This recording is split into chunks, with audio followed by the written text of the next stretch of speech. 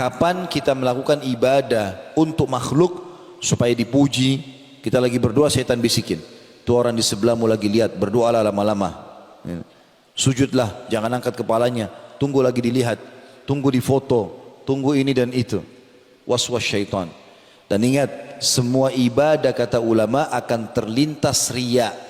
Yang paling pertama syaitan lintaskan riya dulu, karena riya ini senjata pamungkas. Kata Nabi SAW, al-yasiru minar riya syirk. Sedikit saja riya, mau pamer, melakukan ibadah karena makhluk, maka sudah syirik, ditolak sama Allah. Makanya teman-teman, kita harus menjaga keikhlasan ini. Kalau dasarnya ibadah itu diperintahkan oleh Allah di depan umum, kita kerjakan depan umum. Kalau dasarnya diperintahkan tersembunyi, sembunyikan. Contoh, kita kayak hadiri majelis ilmu begini, rame-rame, sholat berjamaah, haji, umrah, jihad, memang begitu. Cari nafkah, kita di luar, memang depan umum, tinggal kita kontrol niat kita ikhlas. Tapi kalau ibadah itu memang dasarnya tersembunyi, kayak sholat tahajud, sholat duha, zikir, orang tidak dengar, berdoa, jangan dipamer, jangan dibilang, jangan diperlihatkan ke orang lain. Selesai, nggak ada yang tahu. Saya berbagi di poin ini teman-teman sekalian. Abdullah bin Mubarak rahimahullah, salah satu ulama tabi'in yang masyhur dengan kesolehannya. Dia subhanallah, kalau lakukan satu ibadah, dia kebanyakan selalu tutup mukanya dengan imamah. Jadi kepalanya di imamah, ada sisa kainnya ditutup lagi wajahnya. Termasuk di kancah jihad. Satu waktu pernah pasukan muslimin berangkat untuk melawan pasukan Romawi di zaman beliau. Abdullah bin Mubarak ini ulama besar, ya. Maka dia berada di belakang sekali pasukan, dan dia sengaja pakai imamah yang tebal, lalu alisnya ditutup sama dia, dan kelopak mata di bawah hidungnya juga, di bawah matanya juga ditutup. Orang kalau pakai cadar atau pakai imamah seperti ini, kalau alisnya kelihatan masih bisa dikenal, oh ini si fulan. Tapi kalau ditutup alisnya, cuma bola mata, susah dikenal. Lalu dia berada di belakang sekali pasukan, nggak ada yang tahu dia. Subhanallah, itu pasukan muslim ketemu sama pasukan kafir. Rupanya ada dari pasukan Romawi, satu orang berotot, badannya besar, memegang pedang yang sangat besar, dan dia tunjukkan keterampilannya di depan pasukan muslimin. Banyak umat Islam yang takut menghadapi dia. Dia nantang, siapa yang mau duel? Siapa yang mau duel? Nggak ada yang maju, subhanallah. Muncullah Abdullah bin Mubarak dari belakang, tapi dia pakai tutupan muka tadi. Abdullah bin Mubarak ini badannya tidak besar, kecil. Maju, lawan orang tersebut. Terjadi duel yang sangat luar biasa hebat. Dengan beberapa gerakan saja berhasil dikalahkan dan terbunuh orang kafir ini. Yang tadinya karena kuatnya ototnya, sampai mungkin kalau ditebas dengan tebasan orang yang kekuatannya tidak banyak, maka tidak sobek kulitnya orang ini karena kekarnya. Seperti binaragawan kalau kita gitu. Tapi subhanallah, Abdullah bin Mubarak bisa membunuhnya. Waktu dia mati, orang-orang pada bertakbir, Allahu Akbar, Allahu Akbar. Semangat umat Islam semangat lagi. Abdullah bin Mubarak jalan di pinggir pasukan, pergi ke belakang. Enggak pamer-pamer depan orang, angkat pedang, enggak, ke belakang. Orang Islam kena sibuk menghadapi musuh, tidak ada lagi yang lihat dia. Rupanya ada satu orang mengikuti dia dari belakang. Dia bilang, demi Allah saya mau tahu siapa orang ini. Lalu dikejarlah dari belakang, diam-diam orang itu, Abdullah bin Mubarak lagi di belakang sekali, dia lewat dari belakang kuda, dia loncat, ditarik cadarnya, imamahnya, kelihatan mukanya. Pada saat itu Abdullah bin Mubarak marah, kenapa kau lakukan ini? Dia bilang, ternyata kau hai Abdullah, ya. Kata dia, iya, tutupi aibku ini, kata Abdullah bin Mubarak. Dia menganggap kalau orang tahu, aib bagi dia. Perhatikan teman-teman dan bedakan dengan keadaan sebagian orang di antara kita. Baru nyumbang sedikit masjid, baru nyumbang sedikit untuk anak yatim, sudah satu negeri tahu. Ya. Bahkan subhanallah di era kita sekarang medsos tidak bisa kalau tidak diekspos. Ekspos sana sini. Mau pergi taklim saja sudah tulis pergi taklim. Pulang taklim. Sholat malam, pamer sama orang. Ya. Bedanya ikhlas dengan riya teman-teman, sebagian kata ulama ya, sebagian perbedaan dasar. Kalau ikhlas itu tidak akan bicara kecuali ada pertanyaan. Misal kita mau ke masjid, orang tanya, mau kemana Pak? Mau ke masjid. Kita nggak mungkin juga diam. Kalau kita bilang nanti kalau saya jawab riya nih, akhirnya orang jadi curiga. Kalau ditanya jawab, itu ikhlas. Ditanya saja. Kalau riya tidak ditanya, dia yang menceritakan, dia yang bertanya. Kau puasa nggak? Puasa nggak? Saya puasa. Nggak ada yang nanya. Riya. Gitu kan? Ikhlas ini Allah perintahkan dalam surah Al-A'raf, surah nomor 7 ayat 29. A'udzubillahi minasyaitonirrajim. Qul amara rabbi bil qist wa aqimu wujuhakum inda kulli masjidin wad'uuhu mukhlishina lahud-din kama bada'akum ta'udun. Katakanlah hai Muhammad, Tuhanku menyuruh menjalankan keadilan dalam setiap keadaan, harus adil. Dan katakan juga, luruskan wajah kalian di setiap solat dan berdoalah pada Allah dengan mengikhlaskan ketaatanmu kepadanya. Sebagaimana dia menciptakan kamu pada permulaan, demikian pula kamu akan dikembalikan kepadanya. Hati-hati di poin ini teman-teman. Saya tutup dengan ini, silakan solat habis ini, karena ada hadis yang cukup panjang saya sampaikan, riwayat Bukhari Muslim. Kata Nabi SAW, saya langsung terjemahkan saja, aku diperlihatkan 3 orang yang pertama masuk neraka. 3 orang pertama masuk neraka. Lalu Nabi SAW mengatakan, yang pertama adalah orang yang mati syahid. Ini mati syahid teman-teman, bukan hal yang ringan, berat.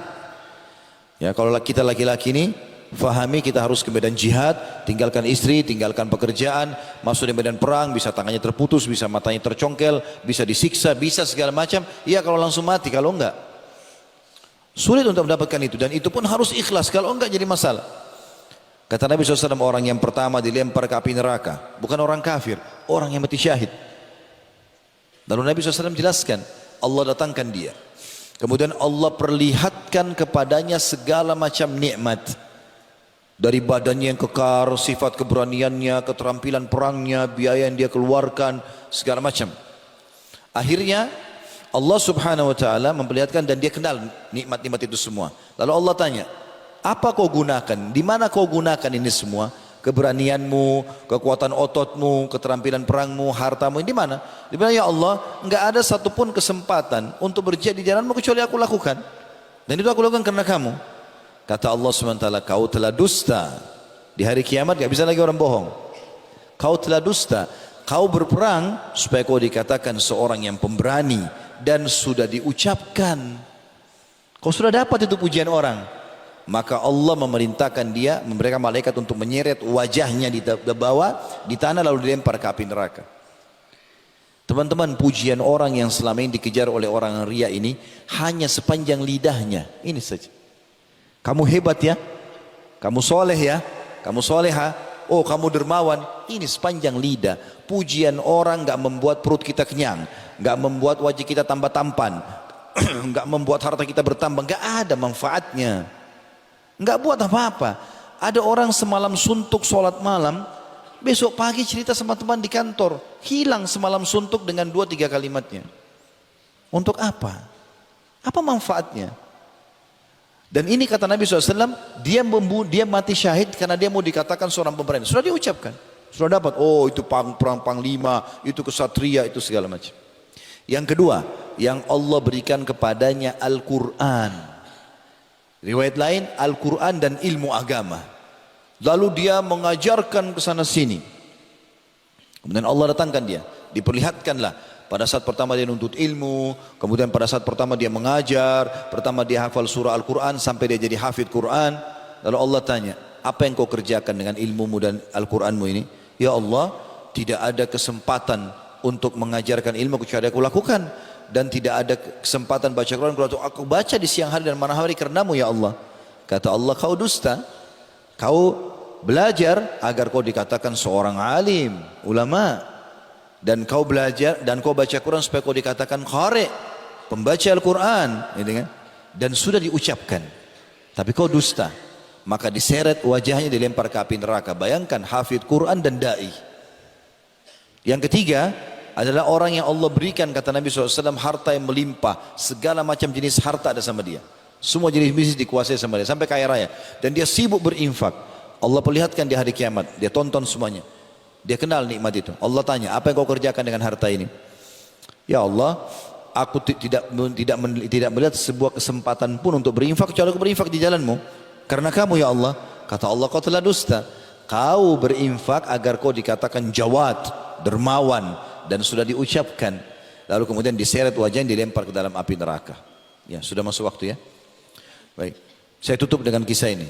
Subhanallah teman-teman, kita lihat bagaimana orang-orang yang riya tidak diterima amalnya. Rahasiakan. tahu dan yakin Allah Maha lihat, sifat Allah Al-Basir. Malaikat di kiri kanan mencatat, tidak pernah istirahat, tidak pernah capek, dan semua tercatat dilihatkan pada hari kiamat. Sampai orang kafir, Allah katakan dalam Al-Quran akan mengatakan hari kiamat, a'udzubillahi minasyaitonir rajim, ma li hadzal kitab la yughadiru saghiratan wala kabiratan illa ahsaha. Buku apa yang kami terima ini? Buku amal hari kiamat. Tidak bisa membedakan mana yang kecil, mana yang besar. Apa kata sebagian ulama tafsir? Dari pertama kita jatuh dari rahim ibu kita, tangisan pertama, kedipan mata pertama, yang ke-10, yang ke-100, yang ke-1 juta, sampai kita meninggal, semuanya terlihat. Dan sebagian ulama di zaman sekarang mengatakan, jangan pernah bayangkan buku amal kita seperti buku yang biasa kita baca. Bukan begitu. Kalau di zaman sekarang, kalau tentu bapak-bapak dan ibu sekalian yang hidup umurnya di atas 25-30 tahun, lah pasti sudah tahu itu. 20 tahun yang lalu, 25 tahun yang lalu tidak ada handphone. Kita masih pakai telepon rumah. Kita nggak pernah berpikir handphone seperti sekarang, sudah jadi perpustakaan berjalan. Apa saja kita mau ada di handphone. Kita bisa bicara sama orang di ujung dunia dengan pakai video call sekarang. Luar biasa. Kita bisa simpan semua data, bisa transfer uang, bisa segala macam dari sini. Maka teman-teman sekalian, kita harus fahami fasilitas yang Allah SWT berikan semua ini untuk digunakan di ketaatan kepada Allah Subhanahu wa ta'ala, bukan pada kemaksiatan. Dan bagaimana kita menunggangi semua ini untuk lebih dekat kepada Allah Subhanahu wa ta'ala.